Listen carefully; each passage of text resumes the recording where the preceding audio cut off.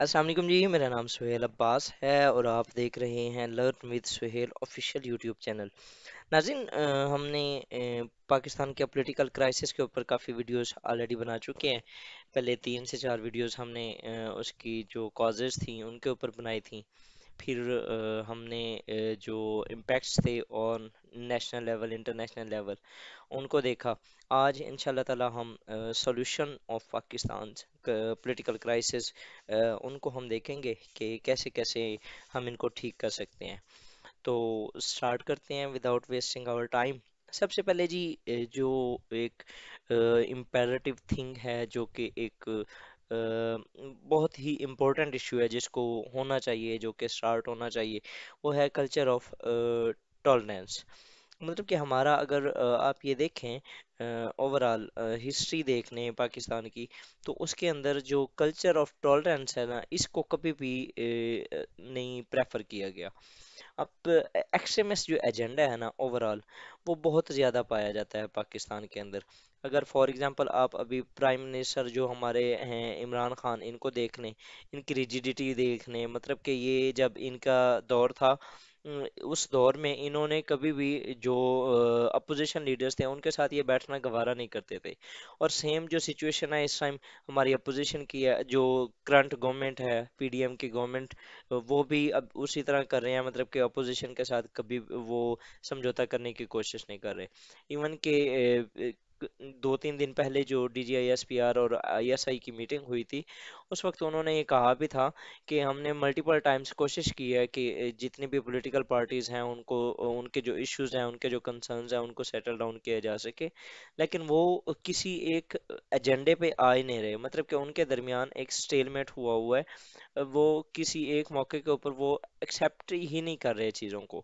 تو یہ جو ایک ایکسٹریمسٹ اپروچ ہے، یا جیسے ہی ایک نئی گورنمنٹ آتی ہے تو جو اپوزیشن ہوتی ہے وہ اس کو کام کرنا ہی مطلب کہ روک دیتی ہے، اور اوورال نا اس کی میکسیمم کوشش ہوتی ہے کہ کسی نہ کسی طریقے سے اس کو ڈی تھرون کروں، اینڈ میں خود پاور میں آؤں۔ جس طرح کہ اب جیسے ہی پرائم منسٹر عمران خان صاحب آئے، تو ان کے ساتھ جو کام کیا وہ پی ڈی ایم نے کیا، ٹھیک ہے۔ اور جیسے ہی پی ڈی ایم کی گورنمنٹ آتی ہے، تو اب عمران خان صاحب پھر وہی کام کر رہے ہیں، مطلب کہ انہوں نے اب سٹارٹ کر دیا ہے، انہوں نے اب لانگ مارچ چل رہے ہیں اوورال۔ اور جس دن سے ان کی گورنمنٹ گئی ہے، اس دن سے انہوں نے جو گورنمنٹ ہے اس کے ناک میں دم کر کے رکھا ہوا ہے۔ تو یہ جو کلچر ہے، اس کو ختم ہونا چاہیے۔ اور کلچر آف ٹالرنس، مطلب کہ اگر ایک گورنمنٹ آتی ہے تو پھر 5 سال اس کو چھیڑا نہ جائے، ایک کنسٹرکٹیو جو اپوزیشن کا رول ہے وہ پلے کیا جائے، تاکہ ملک کے اندر جو اسٹیبلٹی ہے اس سے اوورال باقی ساری چیزیں ٹھیک رہیں۔ نیکسٹ ہے جی، ٹرو سینس آف ڈیموکریسی۔ اب پاکستان میں نا ویسے تو ہمارے یہ بہت بات کرتے ہیں جی جمہوریت کی، جمہوری نظام، حقیقی آزادی، جو پرائم منسٹر عمران خان کا ایجنڈا جی حقیقی آزادی۔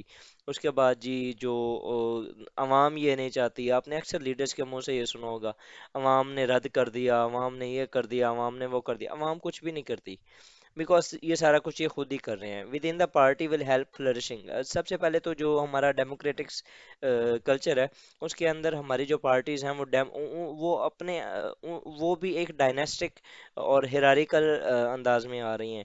ایک سائڈ پہ بھٹو خاندان ہے، دوسرے سائڈ پہ شریف خاندان ہے، اب تیسری سائڈ پہ عمران خان صاحب آ گئے ہیں، ٹھیک ہے۔ ان کا تو چلو ابھی ایک انیشیل فیز ہے، اس کو تو رہنے دیتے ہیں، لیکن یہ جو دو خاندان ہیں، یہ تقریباً پچھلے 70 سال سے یا 60 سال سے آلموسٹ یہ پولیٹکس کے اندر ہے۔ اینڈ دیکھ لیں کہ آپ کا ان کے ساتھ کیا چل رہا ہے، ایک کا بھتیجا، بانجا، پھر بیٹا پوتا، اس طرح کے سسٹم چل رہے ہیں، ٹھیک ہے۔ ہمارے جتنے بھی اس ٹائم پولیٹکس کے اندر اگر دیکھ لیں، تو ان کا وڈیرا کوئی نہ وہ پولیٹکس میں تھا، جو کہ چل رہے ہیں۔ یہ جو سسٹم ہے، یہ ایک ڈائناسٹک جو پولیٹکس ہے نا، اس کو ختم کیا جانا چاہیے، اور پاکستان کے اندر ایک ٹرو سینس آف ڈیموکریسی آئے، جو پولیٹیکل پارٹی کی اندر بھی ڈیموکریٹک طور پہ لیڈرشپ ابھرے۔ اب جس طرح ابھی انڈیا کے اندر جو کانگریس کے لیڈرز ہیں، وہاں پر بھی پہلا ایک لیڈر آیا ہے جو کہ پرو گاندھی نہیں ہے، مطلب کہ وہ جو گاندھی خاندان کا نہیں ہے، وہ کسی اور اس کاسٹ سے آیا ہے۔ تو یہ جو چیزیں ہیں یہ کافی میٹر کرتی ہیں فار دا پولیٹیکل کرائسس کو، اس کو ختم کرنے کے لیے۔ نیکسٹ جی، سول ملٹری انگیجمنٹ، یہ بہت امپورٹنٹ ہے۔ सिविल मिलिट्री इंगेजमेंट जो है, it should be done beyond the power tussle who is leading in what way. मतलब कि हमारी जो ओवरऑल गवर्नमेंट और जो हमारी पॉलिटिकल सॉरी मिलिट्री एलीट है, उनके दरमियान इस चीज़ के ऊपर टसल होती है कि हम में से आगे कौन बढ़ेगा, मतलब कि कौन किसकी फॉरेन पॉलिसी के अंदर चलेगी, या किसकी जो मेजर डिसीजंस किसकी बिहाफ पे लिए जाएंगे।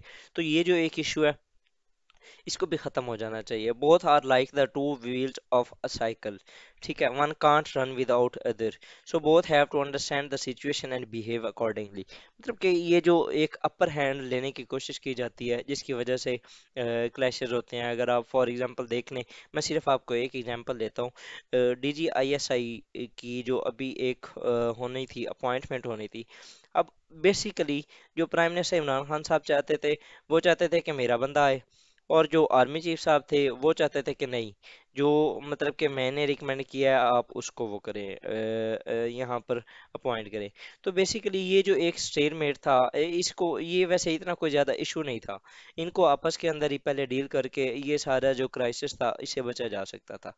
लेकिन इन्होंने ये जानबूझ के, मतलब कि एक वो जो एक पावर टसल, और वो ये जिस तरह है ना कि power to tussle who is leading in what way, मतलब कि कौन कहाँ पर किस तरीके से क्या रोल प्ले करेगा, ये जो एक गेम है, ये पाकिस्तान को बहुत ज़्यादा नुकसान पहुंचाती है, जिसकी वजह से पाकिस्तान के अंदर पॉलिटिकल क्राइसिस होते हैं। और ये एक सिविल मिलिट्री टसल ही थी, जिसकी वजह से हमारा जो डेमोक्रेटिक कल्चर है उसको काफ़ी एक तबाही का सामना देखने को मिला। इसको ख़त्म किया जा सकता है बाय सिविल मिलिट्री इंगेजमेंट। और ये पाकिस्तान और जो सिविल मिलिट्री इंगेजमेंट है, इनके दरमियान भी मल्टीपल ऐसी कौंसल्स और कमेटीज़ भी बनी हुई हैं, जिनमें नेशनल सिक्योरिटी काउंसिल ये एक है, उसके अलावा जी और भी है, एक नेशनल सिक्योरिटी डिवीजन होती है शायद, या कैबिनेट होती है। ये जो है ना, इनके साथ आप इंगेजमेंट करके ये जो आपके मसाइल हैं इनको भी हल किया जा सकता है। नेक्स्ट अगर देखें जी, तो decorum and the respect of parliament should be given to it. आप देखें कि समटाइम्स ना, ये जब पिछले दिनों इलेक्शन होते रहे हैं, CM पंजाब का इलेक्शन हुआ तो वहाँ पर एक मछली बाजार बना हुआ था पंजाब का पार्लियामेंट। उसके अलावा जो नेशनल असेंबली के अंदर जब बिल पेश हुए थे EVM के, और उसके अलावा मल्टीपल, तो वहाँ पर वो किस तरह टेबल्स के ऊपर डेस्कों के ऊपर चढ़ के ऊपर प्रोटेस्ट कर रहे होते हैं, लोटे सजा दिए जाते हैं स्पीकर के सामने, स्पीकर को घेराव किया जाता है। ऐसे महसूस होता है कि कुछ गुंडे उठ के आ गए हैं, ये किसी मुल्क की नेशनल पार्लियामेंट नहीं है, ये गुंडे आए खड़े हैं। जिस तरह अमेरिका के अंदर कैपिटल हिल 6 जनवरी को जो इंसिडेंट हुआ था, ये इस तरह हमारे मुल्क के अंदर हर तीसरे चौथे दिन या ये जैसे ही कोई अपोजिशन और इनका आपस में क्लैश होता है तो शुरू हो जाते हैं। तो ये जो चीज़ है इसको भी ख़त्म होना चाहिए। दूसरा, पार्लियामेंट को ना वहाँ पर लेजिस्लेशन होनी चाहिए। हमारी पार्लियामेंट जो है ना, वो लेजिस्लेशन कम, ये सिर्फ एक एज ए, ये जिस तरह मैंने इसको आप काज बताया भी है पॉलिटिकल क्राइसिस का, इसको सिर्फ इस बेस पे पार्लियामेंट के अंदर बंद गवर्नमेंट गवर्नमेंट को एक एज एक मैंडेट के तौर पर रखा जाता है।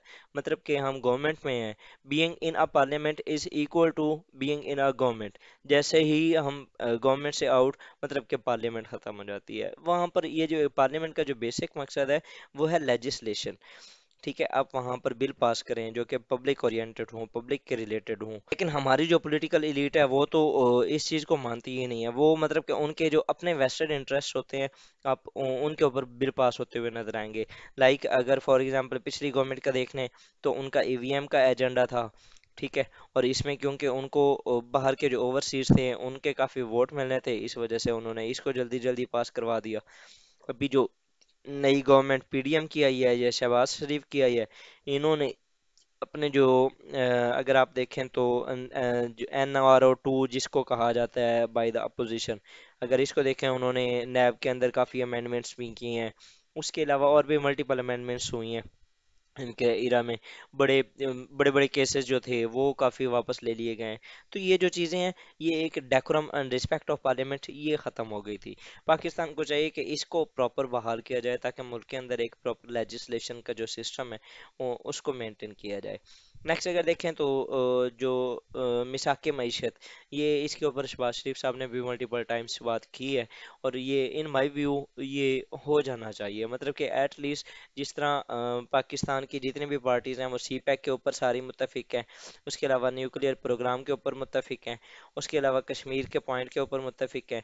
तो इसी तरह ना ये चौथा पॉइंट ये भी हो जाना चाहिए कि इकॉनमी के ऊपर भी ये जो चार पॉइंट है ना, ये तो जितनी भी पार्टीज हैं इन इन सब को चाहिए कि एक एग्रीमेंट साइन करें, जिसको नाम दिया जाए मिसाक मईशत। इसके ऊपर कभी भी ना कोई कंप्रोमाइज नहीं होना चाहिए, मतलब कि ये वो चीज़ है कि अगर ये रहेगी तो मुल्क रहेगा। ठीक है, तो ये जो इकोनॉमिक डाउनफॉल होता है, ये it is much much much greater impactful, या इसकी वजह से ज़्यादा इम्पैक्ट पड़ता है बनिस्बत उसके कि अगर आपके पास मिलिट्री इक्विपमेंट है तो। क्योंकि इकॉनमी अगर होगी तो आप मिलिट्री को सपोर्ट कर सकेंगे, अगर आपके पास पैसा ही नहीं है, आप बम कहाँ से खरीदेंगे, आप अपनी राइफल्स कहाँ से लेंगे, आप अपनी वो जो मिलिट्री है उसको फीड कहाँ से करेंगे। तो आपकी जो इकोनॉमी है इसके ऊपर आपको लाजमी काम करना चाहिए। ये जो मिसाक मईशत है ये भी हो जाना चाहिए, ताकि एट लीस्ट पाकिस्तान की जो इकोनॉमी का मसला है ये ख़त्म किया जा सके।